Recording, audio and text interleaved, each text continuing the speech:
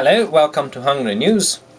I have thanked you for watching enough times, so it doesn't mean I'm not grateful, but I'm not gonna today. Okay, so let's get on with the stuff. Two things I want to talk about. One is socialism again, and two, resigning MPs. Believe me, it sounds good, but it's not. So, one, socialism. Some of you wrote that socialism can be right if it's done well. Now, I couldn't agree more. Seriously. I agree with the statement that socialism can be absolutely smashing. Seriously. Everyone works for one goal, which is set by the government. Everyone is part of a chain or something. And everyone's happy, everyone's working, everyone's living very well. However, human nature, it seems, does not allow this. Because every socialist country is either very poor or get overthrown by capitalism. And some of you mentioned Norway and Sweden and stuff. Now, the trick is that they don't really have socialism. They just have really high taxes, and there's a lot of free stuff. That's it. But remember, true socialism doesn't allow you to mingle with capitalist countries. So if you are a true socialist, you despise capitalism because that's wrong. Capitalism, on the other hand, is quite okay because it does not really care about human nature. Because there is corruption, there is free market, you can try to trick or deceive people and you gain money, and if you gain money, then after that you are rich, and if you're rich you can do almost anything you want, and that's it. Most of the times you perhaps worked hard to achieve in order to achieve that. If you didn't, well, that sucks. But I'm not saying it's right, because it would be awesome to change human nature, but apparently we can't. Okay, that's it. 2. Resigning MPs. Now, I was browsing the internet in Monday morning. I don't know why, but sometimes I dare to just look at some political news, because mostly because my company, I wouldn't really care, but if there's a new tax and my company needs to pay it, when that sucks, so I want to know that. Now, but today there was none. Only the frightening news about the increased taxes and how worse we are going to live in a couple of months. But I always say, as long as you can eat and drink, then you're okay. Of course, for this you have to lower your expectations, but lowering expectations is really fun.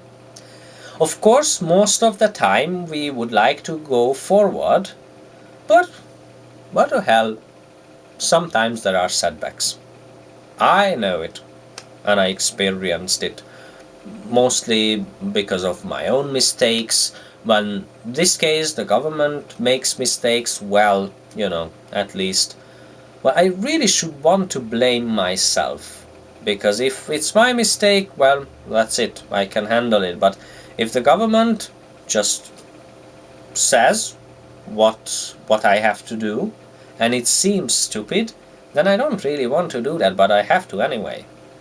So, back to the original subject. So I dared to go to the index.hu news portal, and I found this article. Obviously it's in Hungarian, but I tried to translate some of it. So basically what happened is that a British newspaper, The Observer, asked and wrote about Hungary and asked some kind of liberal politician, Hungarian liberal politician, about what is happening in Hungary. And the fears are the usual. There is no free press, there is no free national bank, and the government increases taxes, does stupid things and stuff. And obviously the Western world thinks that it's going to be the base of a dictatorship. Now this politician says that I don't think that the Fidesz, the ruling party in Hungary, is building a dictatorship. And, you know, I might agree with him. It's just what really frightens people is that every dictatorship starts like this. So imagine, I know, I always get back to Hitler and the gang, but that's a good example, and it's a European example. Hitler created a National Socialist Party, and they went to elections. People elected them. People were happy that they are the government, and then it was a dictatorship. And I know it's not that easy, but you get the idea, I hope. So, for example, we elected MPs from the Fidesz party, and they set up some rules, and then, oops, I was wrong. It's a dictatorship anyway. So that's what frightens people. And even he, as a kind of liberal politician, agrees with the fact that the economic policy of this party is very, very fragile. And just one example, every country needs to make some kind of financial plan for the next year. Our government made the financial plan. It was faulty, but they accepted it anyway because they have 2/3 in the parliament. And now they are making another one, just in case. But I mentioned last time that the euro is 310 forints, more than 310 forints right now. And let me just Google it. I know I should have done this. Okay, 314. Okay then, now, when the government started to make this first financial plan for 2012, they figured that it's going to be 260. The euro, 1 euro will be 260 forints. And now, right now, they think that it is going to be 290 or maximum 300. But it seems that it's not going down, it's going up. So shouldn't we make a plan for 320 and then after half a year say, oh my god, we have money left in the bank, in the treasury.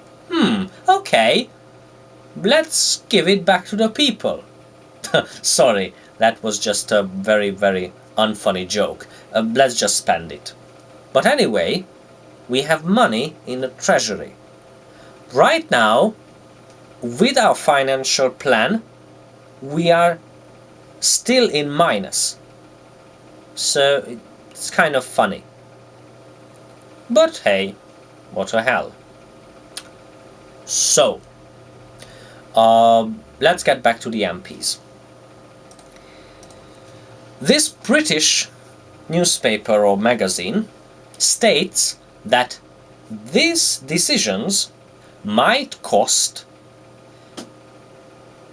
for Orbán Viktor his job, and for Matolcsi his job. Now, before I keep going, let me say Orbán Viktor is still our prime minister, and Matolcsi György is still our financial minister, minister of finance, if you will. It used to be 5 separate jobs. So minister of the agriculture, minister of the economy and stuff. But when Fidesz started to cut jobs, Matolcsi got 5. So he is the minister of finance. Now, according to, well, let's say rumor, because I everything is not experienced by me, by myself, it's a rumor to me. But according to the news, he was a teacher in Budapest's economic university, but he was not very successful. He didn't get jobs, and now he is our Minister of Finance. However, there are more successful people than him working for very, very big companies. They are Hungarian, they would be more than qualified for the job, and they could have done very good work, very good, but Fidesz chose him. So, he is the Minister of Finance, Orbán Viktor is still our Prime Minister. By the way, it's really, really funny to talk about this stuff, because when I talk to one of my Hungarian friends, I just say, okay, and Orbán did this, and he or she says, okay, all right. But when I talk to you, I don't know how much you know about Hungary, so it's really interesting. Okay, so that's what I was just, that's what popped into my mind for some godforsaken reason. Let's get back to this. So this British newspaper said that it might cost the jobs of Matolcsi and Orbán. Now, all I want to say, and all I can say to that is you clearly don't know how Hungary works, do you? You don't. Okay, let me break it down to you. For all Western world. Again, I'm not an expert. I just live in Hungary. I grew up here, and I think I know a little bit about Hungary. So, in Hungary, no minister resigns. And should I repeat it slowly? Or, I know you're not stupid, but maybe it sounds unbelievable. Let's say there is a big scandal. Let's say that there is something very big, murder, or for example, the car which was driven by a prime minister hit 20 people on the streets. He will not resign. That's not the Hungarian way. In Hungary, you hire for work, you hire family and friends, and they will not resign. I mean, sometimes it happens, but it's so rare. And I know, I keep hearing news from the Western world. For example, a minister in USA was caught with a prostitute and now he resigned. Or whatever. But seriously, that's not the Hungarian way. In Hungary, people don't resign. People don't get fired. Only, well, let's say little people. So, for example, You work for a company, and I know it's happening in the Western world right now, so it's not that big of a news. It's just, for example, you work for a big supermarket as a janitor, and something happens. Your manager screws something up, and you've got all the blame, and you get fired. I don't know, it's the usual story, it's nothing out of the ordinary. However, in Hungary, it happens with everybody, with all the government. So, that's what's happening. Matolcsi and Orbán will not resign because of this. It would be crazy. It's not their fault. It's the people's fault. So, for example, I can't pay the taxes. Well, obviously, I'm guilty because I don't want to, I accept cash straight into my pocket, and I don't want to pay the taxes. No one really cares that I want to do it very, well, I wanted to say proudly, but that's not really the case. I want to be very frank about this. I want to be honest. So when I do my business, I pay my taxes, I give invoices for everyone, or bills or whatever, and that's it. I try to earn a salary. It's not very easy during the recession, and I calculated that more than half of my company's income goes to taxes.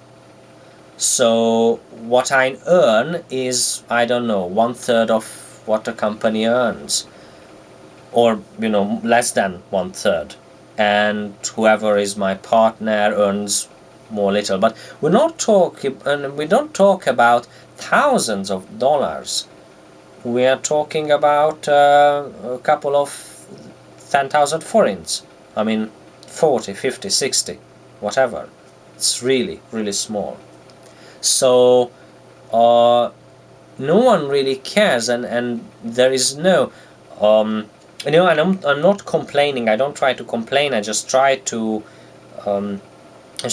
to explain a situation to you. So, for example, I have a very young company, and I'm not on the market for years.